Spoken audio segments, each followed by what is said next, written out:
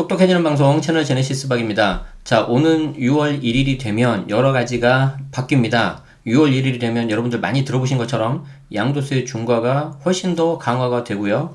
종부세도 더 많이 올라갑니다. 하지만 그것보다 훨씬 더 큰 폭탄이 남아 있으니 저는 작년부터 그거에 대해서 전월세 신고제라고 말씀을 드렸습니다. 자, 임대차 3법 여러분들이 많이 알고 계시죠? 한 번씩 불러볼까요? 임대차 3법은 계약갱신 청구권, 즉 임차인이 한 번 더 계약을 해달라라고 요청할 수 있는 거고요. 두 번째, 전월세 상한제, 계약갱신 청구권과 이제 세트로 같이 쓰죠. 그래서 계약갱신 청구를 하면은 5% 이내로만 올려야 되는 거죠. 자, 그리고 이제 마지막 하나가 이제 전월세 신고제인데 말 그대로 주택 매매거래처럼 실거래가로 신고를 하라는 거예요. 자, 그런데 전월세 신고제는 작년에 2020년에 시행되지 않고 올해 2021년 6월 1일부터 시행하는 걸로 시행 시기를 조금 뒤로 늦췄습니다. 여러 가지 뭐 이유가 있겠지만 제가 봤을 때 가장 큰 이유는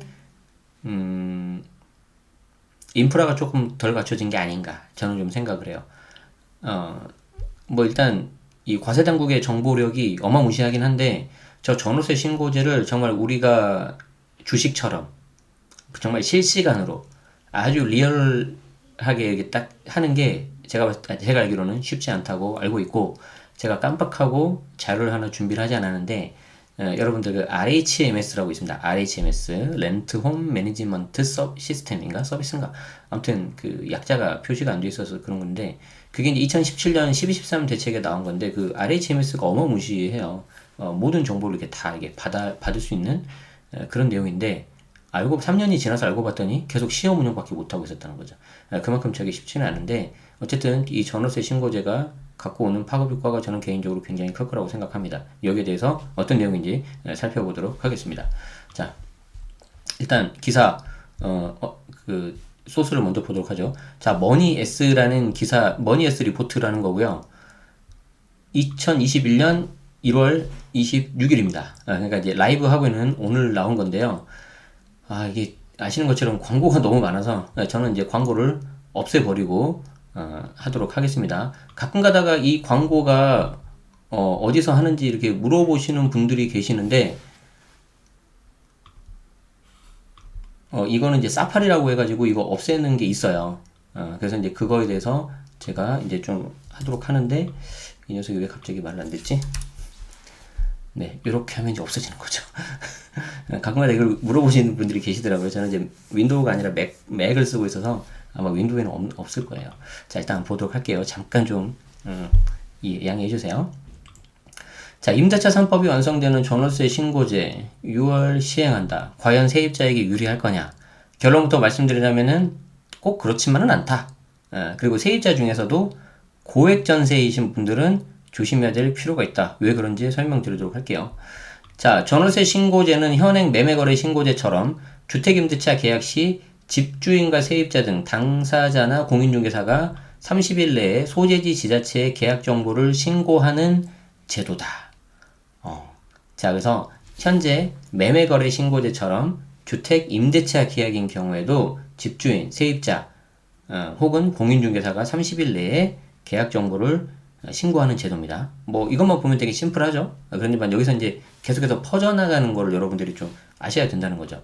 자, 가장 중요한 계약 정보는 당연히 보증금과 월세 등 임대료인데 전월세 신고제의 법적 근거가 되는 부동산 거래 신고 등에 관한 법률 개정안이 지난해 2020년 7월 28일 통과했고 8월 4일 본회의 의결이 됐고 시행은 전월세 신고제 이 녀석만 올해 6월 1일이라는 거죠.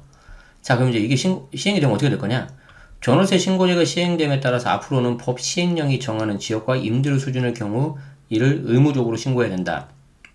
모든 지역과 모든 주택을 대상으로 하진 않는다. 자, 요게 이제 첫 번째 포인트. 저도 이거 모두 다 하는 줄 알았거든요. 그런데 그게 아니고 법 시행령이 정하는 지역과 임대료 수준일 경우에 이를 의무적으로 한다. 모든 지역과 모든 주택을 대상으로 하진 않는다. 어디부터 하겠습니까? 저 멀리 지방? 아니죠. 서울부터 하겠죠. 서울 중에서도 당연히 뻔하죠. 뭐 서울 같은 경우는 아마 전체 지역 하지 않겠습니까?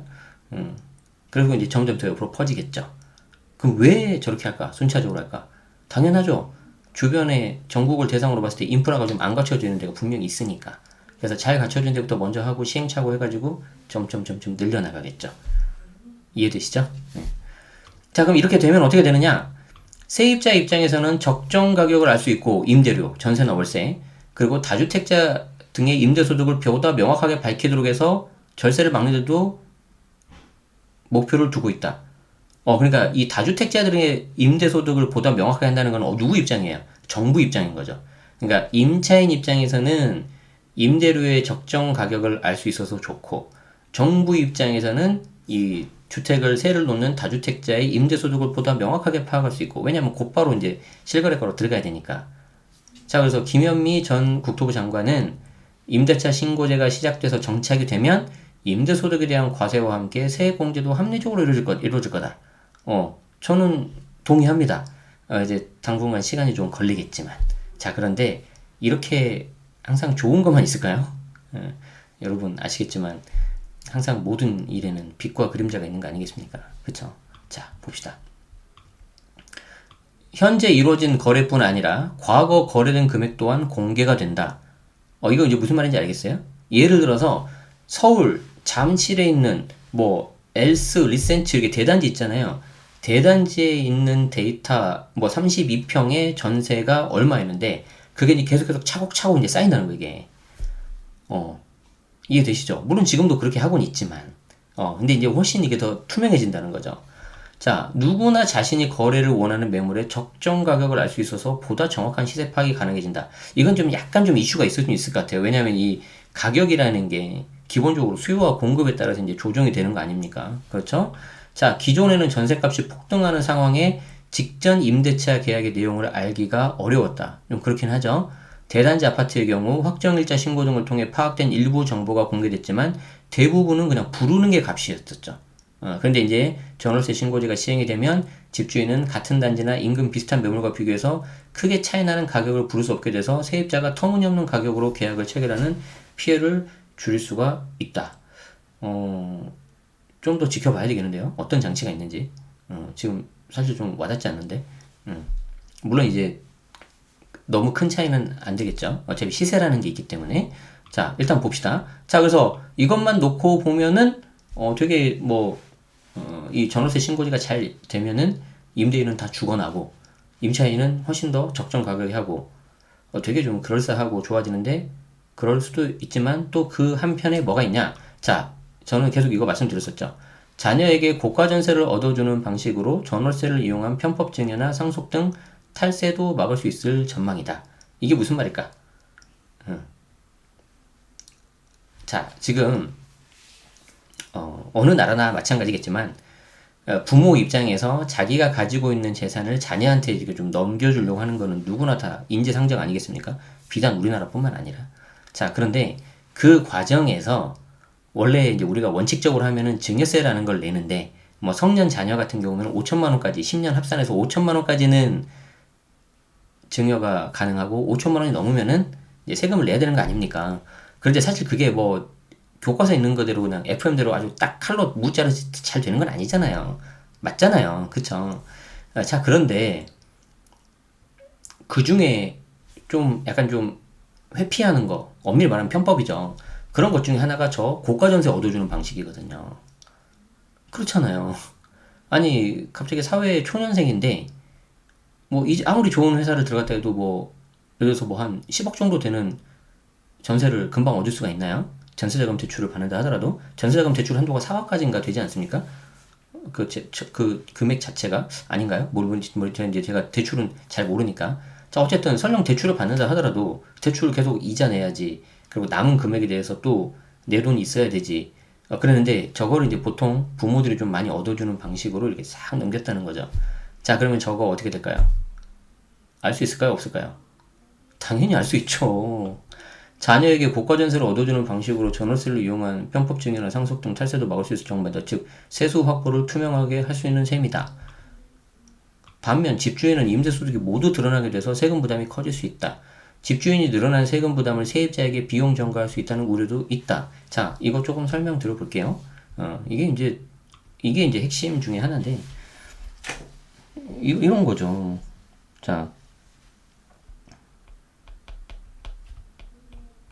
전월세 신고제. 자, 일단 가장 기본적으로 임대인은 어떻게 되겠어요? 대부분 임대인은 자기 집 말고 세를 놔야 되니까 2주택 이상 다주택자이잖아요, 대부분. 자, 그럼 여기에 대해서 정보가 모두 투명하게 들어가기 때문에 과세하기가 훨씬 용이해지죠. 상대적으로 제가 주변에 상담을 하거나 많이 이야기 들어보면은 전세 같은 경우에는 좀 이렇게 연락이 안 오는 케이스가 많이 있더라고요. 아직도. 이게 다 100% 이게 확인하기가 쉽지 않는 것 같은데, 물론 제 개인적인 생각입니다. 자, 그런데 전월세 신고제가 들어가면은 정보가 모두 투명해가지고 과세가 굉장히 용이해요. 우리 지난 영상에서 봤었죠. 부부 합산 주택수가 1주택이면은 비과세. 단 9억 초과 월세면은 과세. 2주택이면은 월세에 대해서 과세. 3주택이면은 월세 간주임대로 다 과세. 맞잖아요. 이거 그냥 곧바로 들어가서 파악이 용이해지기 때문에 세수 확보가 용이하다. 자, 이거는 되게 쉬운 추론 아닙니까? 누구나 생각할 수 있는 거죠. 하지만 또 하나가 있어요. 임차인. 단 일부. 지난번에 임차인 관련해가지고 과세될 수 있다 하니까 엄청 일부 몇몇 분들이 흥분하시던데, 제 영상을 다 안 보시고 그냥 내용만, 제목만 보고 그러신 것 같은데 그러시면 안 되고요. 자, 임차인 중에 일부라고 제가 적었습니다. 오해 없으시기 바랍니다. 자, 고액 전세를 편법으로 증여한 경우. 아니, 그러니까 그 자녀들이 당연히 자기들 재력으로 마련했다면 상관이 없고요. 일부 편법으로 증여한 케이스. 자, 이렇게 하면은 여기에 대해서 이거 어떻게 돈 마련했냐 해가지고 증여세 나올 수 있어요. 사실 이거는 지금도 하고 있어요. 지금도. 그런데 6월 1일 전월세 신고제가 들어가면은 훨씬 더 이게 쉬워진다는 거죠. 이제 아주 이제 쉬워진다는 거죠. 이지해진다는 거죠. 그렇죠. 그 내용이에요. 지금 그 내용. 이 네 줄이 뭐 별거 없는 내용 같지만 굉장히 많은 의미가 있어요. 그러니까 속칭 정부 입장에서는 일타쌍피인 거죠. 갑자기 똑똑한 방송에서 좀 저렴한 방송이 되네. 죄송합니다. 아무튼 뭐 일거양득. 아시겠죠? 예. 그래서 양쪽을 다 볼 수 있다는 거죠. 왜? 기본적으로 정보가 이렇게 투명해지면은 굉장히 과세하기가 편해집니다. 자, 함영진 직방 빅데이터 랩장은 전월세 신고 의무화로 임대차 거래 통계가 투명해지고 임대차 정책 설계가 더 정확해지는 장점이 있다. 당연하죠. 임대 수익이나 중개 보수가 양성화돼서 세입자의 권익 보호가 강화될 거다. 전반적인 큰 틀에서 보면은 당연히 세입자의 보호가 더 강해질 거예요. 아까 제가 말씀드린 편법 증여 같은 경우는 극히 일부니까. 그렇죠. 자, 또 봅시다. 다만 일부의 부작용도 우려된다. 가장 큰 우려는 가격 차이로 인해 분쟁이 촉발될 수 있다. 같은 단지의 전세 가격이 수억 원 차이가 나는 등 이중 가격이 형성되는 경우다. 자, 이거는 굉장히 복잡해요. 이 이중 가격은 이 전월세 신고제 하나만이라고 여러분들이 생각하시면 안 돼요. 절대 오해하시면 안 됩니다. 자, 이중 가격에 대해서 좀 먼저 보고 한번 정리를 해보도록 하죠. 자, 최근에는 전세 수요 증가로 전세값이 고공행진하면서 같은 단지 내 전세 가격이 5억 이상 차이 나는 경우도 발생하고 있다. 임대료 상한제 도입으로 최초 전세 계약을 1회 갱신하는 경우 임대료 상한선이 5%로 제한되기 때문에 신규 계약보다 수억은 낮은 수준에 거래되는 경우도 있다. 이 같은 상황이 심화되면 이전 세입자가 신규 세입자에게 권리금을 제한하는 불법적인 상황까지 발생할 수 있다는 우려가 제기된다. 저거 현장에서 이미 있어요. 이미 있어. 제 주변에 몇 명 있어. 그런 걸 본 케이스가. 제가 누군지 말만 하면 여러분들 그 사람도? 라고 할 정도로 아는 분도 있어요. 근데 그분이 그랬다는 게 아니라 그분 세입자가 그랬다는 거예요. 이미 있어요. 저거는 발생할 수 있다가 아니라. 자, 요거 제가 좀 설명드릴게요. 자, 가격 차이. 자, 가격 차이. 이게 도대체 무슨 말이냐. 자, 또 만만한 게 이게 언론에 잘 나오니까 잠실 대단지라고 합시다. 잠실 대단지. 자, 잠실 대단지에서 막 5천 세대가 넘잖아요. 엘스, 리센츠, 트리좀 이런 데가 엘리트가. 자, 34평인데 어떤 데는 전세가 10억을 하는데 어떤 데는 전세가 5억을 했다. 이거 도대체 왜 그런 거냐. 자, 이 전세가 5억을 하는 거는 두 가지 케이스가 있어요. 계약갱신 청구권하고 전월세 상한제를 한꺼번에 쓴 사람. 이번에 임대차 3법 되면서. 두 번째, 등록 임대주택인 경우. 이렇게 돼요.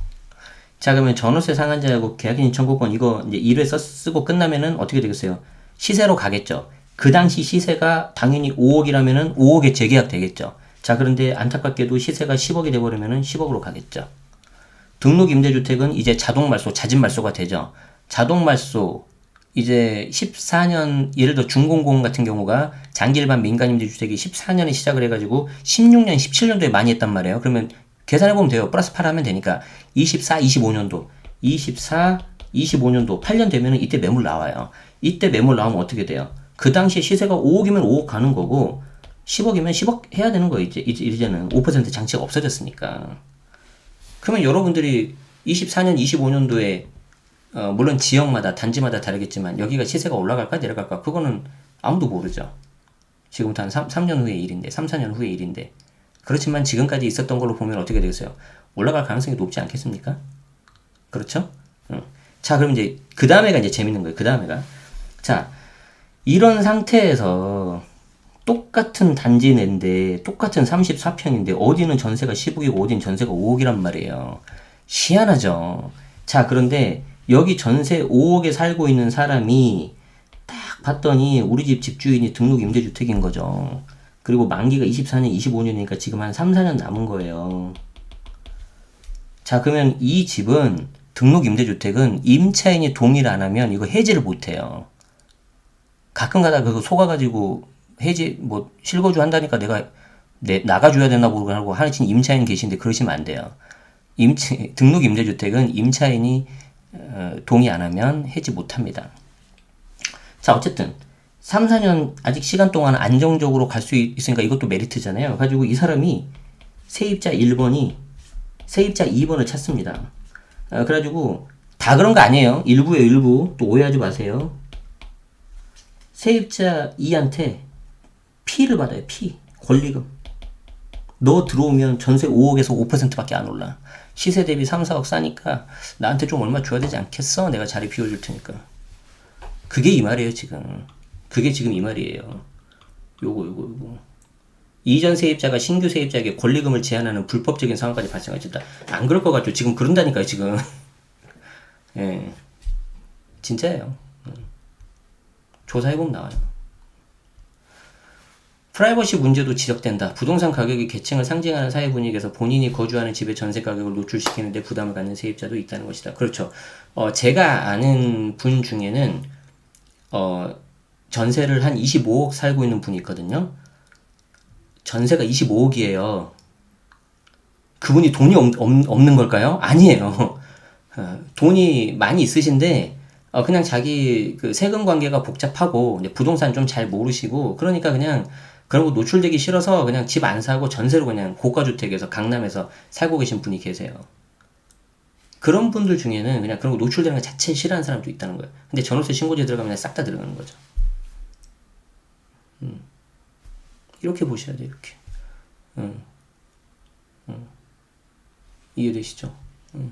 자, 그래서 요거, 어떤 내용인지 좀 아셔야 될 것 같아요. 자, 그래서 정리를 좀 한번 해봅시다. 정리를 한번 해봅시다. 자, 전월세 신고제. 전월세 신고제가 도입되면 어떻게 될까?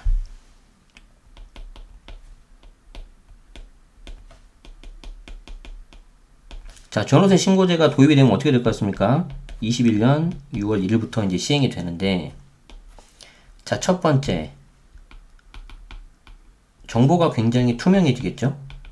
물론 처음에는 100% 안 돌아갈 거예요. 시행착오 좀 겪을 거예요. 그렇지만 장기적으로는 이 방향으로 갈 겁니다. 자, 그러면은 임대인 입장에서는 어떻게 되는 거죠? 당연히 과세가 훨씬 더 꼼꼼해지는 거죠. 이게 세부담이 늘어난다는 게 아니라 정보가 너무 투명해지니까 빠져나갈 구멍이 더 없다는 거예요. 자, 그리고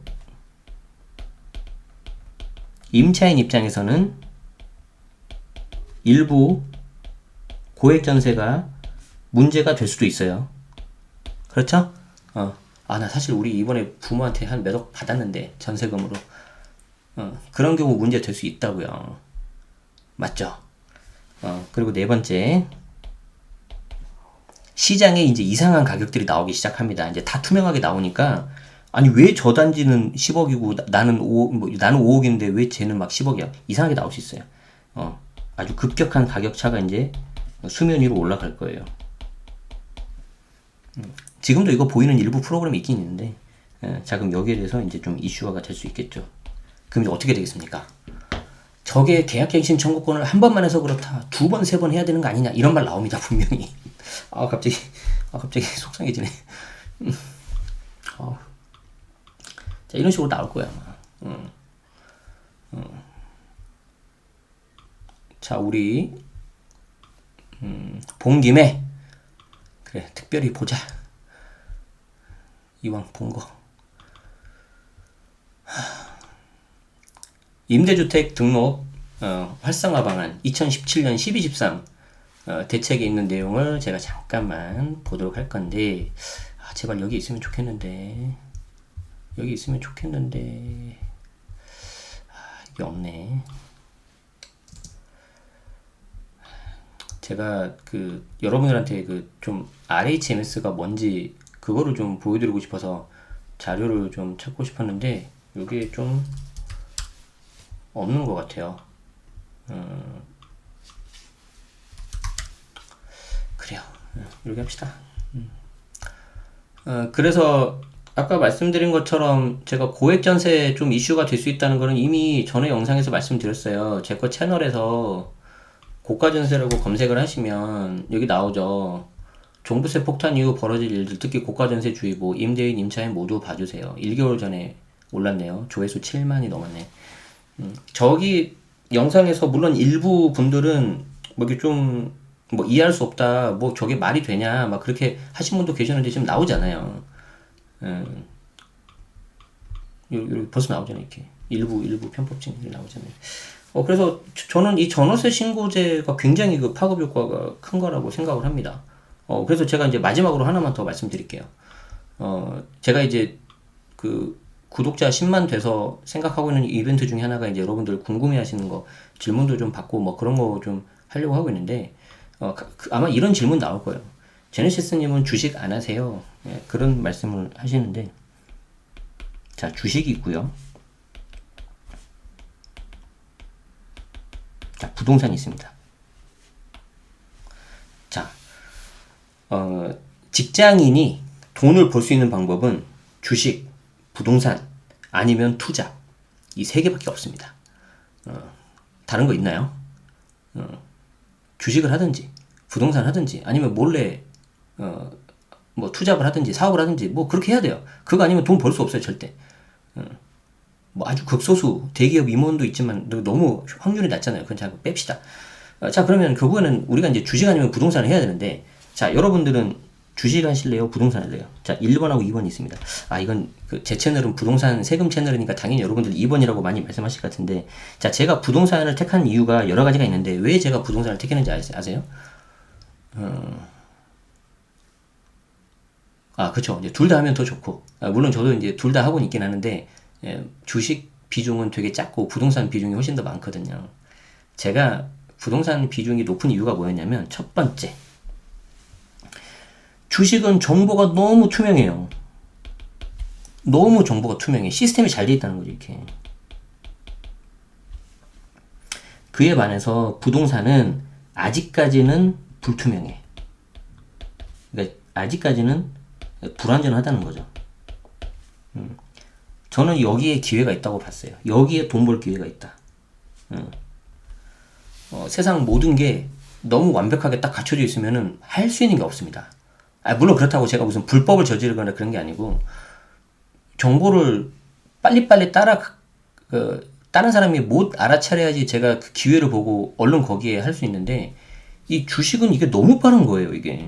너무 빨라서 제가 이 사람들을 이길 수가 없어요. 그리고 주식은 너무 이게 절대다수예요, 절대다수. 웬만하면 다 하고 있잖아요. 옆에 있는 김 과장, 박 대리 다 하고 있잖아. 요즘 들어 더 하잖아요. 그런데 부동산은 상대적으로 소수예요, 소수. 그러면 나같이 돈도 없고 힘없는 개인이 상대방을 이기려면은 나랑 만만한 사람끼리 붙어야죠. 나는 이 다수 중에서 기관들 있잖아요, 기관들. 나는 얘들 못 이겨, 나 같은 경우에는. 이길 자신이 없어요. 그렇죠? 자, 그래서 이런 여러 가지, 몇 가지 이유 때문에 저는 부동산을 했는데, 그러고 나서 이제 소기의 성과도 얻었고, 자, 그런데, 이 6월 1일 시행되는 전월세 신고제가 되면은, 이걸로 인해서 이 부동산도 점점 이렇게 주식화 될 겁니다. 시스템화가 된다는 거예요. 아주 먼 장기 훗날이겠지만, 이 말은 무슨 뜻입니까? 점점 우리 같은 일반 서민들이 돈을 벌 수 있는 기회가 줄어들고 있다는 거죠. 진짜예요. 진짜예요, 여러분.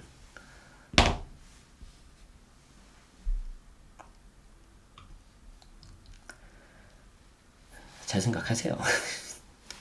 물론 여기 방송을 보시는 분들 중에는 주식을 굉장히 잘 하셔서 훨씬 더 적은 리스크로 더 많은 수익을 올리신 분도 계실 거예요. 그런데 여러분들 수익률의 함정에는 빠지지 마세요. 아시겠죠? 수익률 함정에는 빠지지 마세요. 진짜 부자는 수익률 1%도 합니다. 왜? 금액 자체가 워낙 크니까. 진짜 처음에 저도 아직은 많이 멀었는데 처음에 자산이 없었을 때를 생각하면 진짜 수익률만 보고 계속 했었거든요. 근데 지금은 수익률 그렇게 많이 안 보고요. 해당 자산의 가치가 얼마나 좋은지, 내가 5년, 10년 후에도 계속 갖고 갔을 때 가치가 있는 것인지, 요즘에 좀 그런 걸 많이 보고 있고, 특히 제 주변에 훨씬 자산 많으신 분들, 고액 자산가 분들 보면은 가장 핵심이 뭐냐면 잃지 않는 투자. 그분들은 이제 갖고 있는 게 워낙 많으니까 그런 거에 되게 관심을 많이 가지시더라고요. 그래서 좀 여러분들이 그런 것도 좀 같이 좀 보시면 좋겠어요. 그래서 이 전월세 신고제가 이 부동산의 주식화되는, 이 부동산의 시스템화가 되는 아주 굉장히 중요한 시발점이 될 거다. 그래서 저는 굉장히 그 6월 1일이 나름 역사적인 날이라고 저는 개인적으로 생각을 하고 있습니다. 아시겠죠? 그래요. 어쨌든 지금 요즘 같은 시대에는 이제 재테크는 필수가 돼버렸죠. 이제 재테크는 선택이 아니에요. 이제 필수예요, 필수.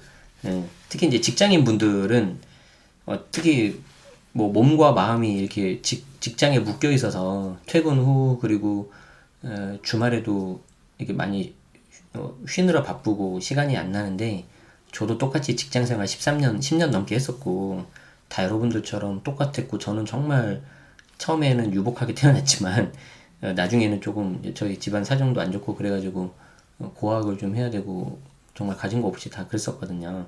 근데 그래도 이렇게 할 수 있었던 게 이제 부동산이었고, 계속 이제 저희 부모님께서도, 특히 아버지께서도 부동산 계속 해야 된다 그렇게 말씀하셨었고, 그게 이제 하나의 기회가 됐었던 것 같아요. 근데 그때는 제가 14년부터 2014년 7년이잖아요. 7년 전부터 제가 제 주변 동료들한테 집 사라 그랬거든요. 그러니까 무슨 막 투기적 막 두 개 셋째 그런 게 아니라, 실거주 집은 그냥 무조건 사라 지금. 아무도 안 들어, 아무도. 아무도 안 들어. 가지고 2017년 18년 되니까 이제 좀 한두 명씩 나타나더라고. 그래도 괜찮았지.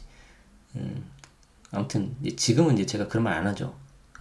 너무 이제 많이 오른 것도 있고 어떻게 될지 모르겠으니까.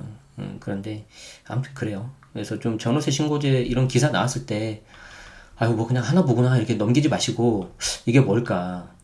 그럼 이게 되면은 정말 세입자한테 좋은 걸까? 반대급부, 임대인한테는 어떤 영향이 미칠까? 그리고 저걸 시행하는 정부, 저 사람들은 어떤 이득이 있을까? 왜 하는 걸까? 그리고 좀 더 크게 봐서 부동산 전체 시장이 어떻게 되는 걸까?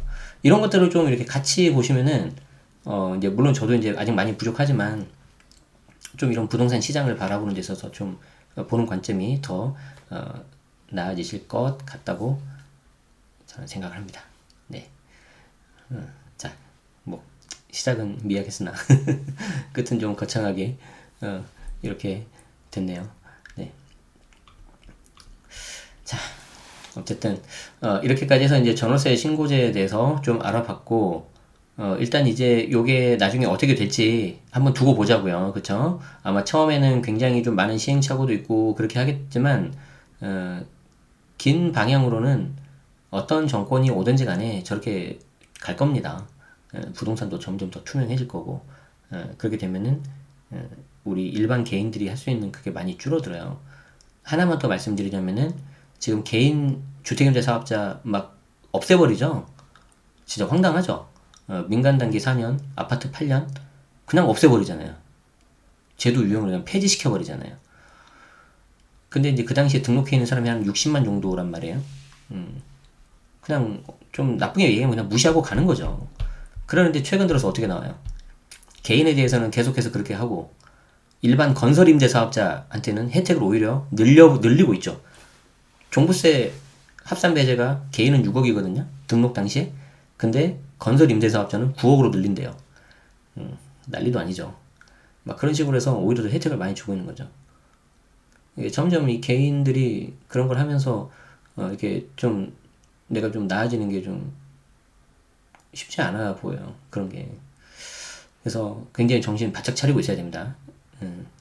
눈 감는 게 아니라 눈 뜨고 코 베이는 세상입니다. 진짜. 자, 그래서 그런 것들 좀 염두하시면서 보시면 되겠고, 저거는 비단 누구만 좋고 누구 나쁘다 그런 거 아니에요. 그런 아주 단순하게 편협하게 보시면 절대 안 됩니다. 임대인, 임차인 전부 다 영향을 미칩니다. 아시겠죠? 자, 그런 걸 생각하시면서 보시면 좋겠습니다. 그래도 전에는 이 정도 말해서 하면은 좀 목이 더 막 부담되고 했는데 확실히 약을 먹어서 그런지 약 기운에 그런지 괜찮네요.